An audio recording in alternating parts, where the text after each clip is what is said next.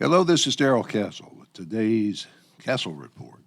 This is Friday, the 29th day of October, in the year of our Lord 2021, and today I will be talking about Pfizer's COVID vaccine for children. That's right, folks, for children, ages 5 to 11, and its approval by an FDA advisory panel last Tuesday.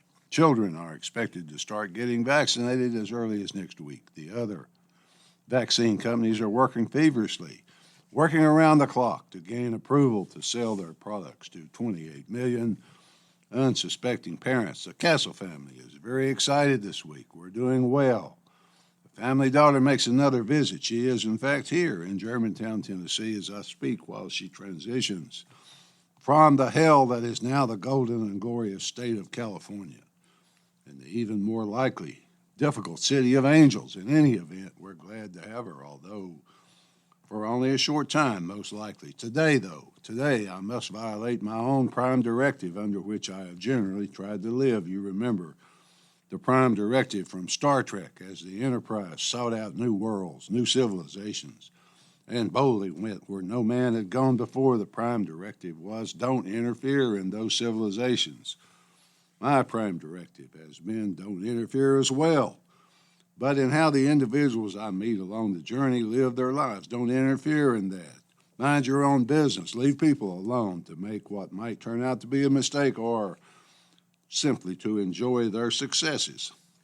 I violate that directive today, and I plead with people not to deliver their children into the hands of those vile, wicked, soulless, godless people who sell COVID vaccines. I once had a 5-year-old daughter, so I asked myself, what would I have done to save her? The answer is anything it took. If you want my daughter, you will have to kill me first, and I will endeavor to make that as difficult as possible. The same question I now pose to you. What would you be willing to do to save your child? I tell myself that if enough people had my philosophy, those merchants of death would have to find another death cult to force on us. Dr. Fauci said earlier this week on ABC's This Week, quote, if all goes well, we get the regulatory approval and the recommendation from the CDC, it's entirely possible, if not very likely, that the vaccines will be available for children 5 to 11 within the first week or two of November, end quote. Well, I suppose it's appropriate now that this ghoul who calls himself a doctor appears just before Halloween to assault your children, but it is still your choice, folks. It's your choice. You don't have to do it yet. At least not in my state, you don't. Out in the great state of California, specifically Los Angeles, no vaccine, no public school for the little ones. The Biden administration has said it is prepared to roll out the vaccines to the target age group immediately, pending approval. So the testing period for the use of this vaccine on 5-year-olds is the amount of time it takes for an FDA panel of experts to meet and discuss it. That should make you feel really good about this, folks. I mean, experts have already discussed it. We're told by the FDA advisory panel that targeted children represent about 9% of all cases in the country. That sounds like complete nonsense to me, but even if true, the FDA should try to at least pretend to be honest about it. Tell us the survival rate among those 19 and under. It's 99.9973%. I would wager that number is far higher than the survival rate for the vaccine when they start giving it to children. The experts respond that although the danger to unvaccinated children is small, many of them live in high transmission environments. I know you understand what that means, folks. It means they know your kids do not need the vaccine, but they justify giving it to them by saying they're concerned your kids will transmit the virus to you. I suggest that you tell them, mind your own business. We're willing to take that chance. Now, I want to give you a Nancy Pelosi style of doctor. You remember when the Congress was debating Obamacare and when confronted with the fact that she didn't even read the bill and didn't know what was in the bill, she said, we have to pass it in order to learn what's in it. Well, Dr. Rubin, Eric Rubin, that is, of Harvard University said, quote, we're never going to learn how safe this vaccine is unless we start giving it, end quote. I would have to say, for an obviously smart man, that's one of the stupidest, dumbest things I've ever heard. It sounds like Dr. Rubin is sold out to a political agenda. looking for some way to justify or explain that agenda. The vaccine is here to stay. That much I will concede. The virus, it seems, is destined to remain in the human population like the common cold or the ordinary flu. Where I disagree is with the comment made by the FDA advisor, Jeanette Lee, quote, "We have to find a way to live with it."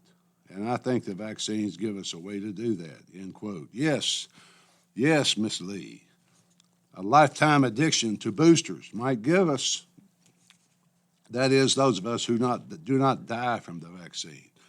They might allow us to live with it, just as a lifetime of addiction to opioids might allow us to live with the pain that they're supposed to treat. From an article appearing in American Thinker on Wednesday of this week by Dr. Thomas Seiler, we learned 5 questions to ask before you decide to allow your kids to have this vaccination. Question number 1, what is the risk of my child getting seriously ill or dying from COVID-19?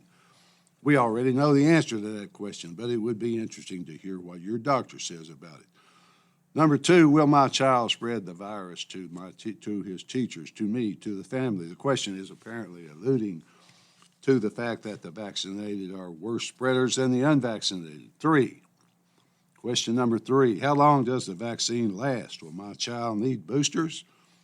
Evidence shows that the effect of the vaccine wears off after about 6 months, so the answer of whether your child will need boosters is obvious. Your child will be a lifetime vaccine addict, as you now are.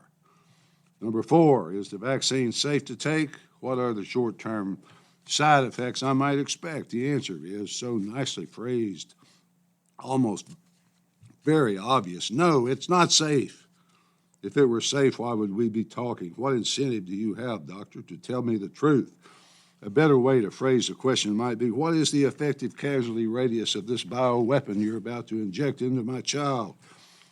What is the kill ratio to those who are fortunate enough to survive your biological attack?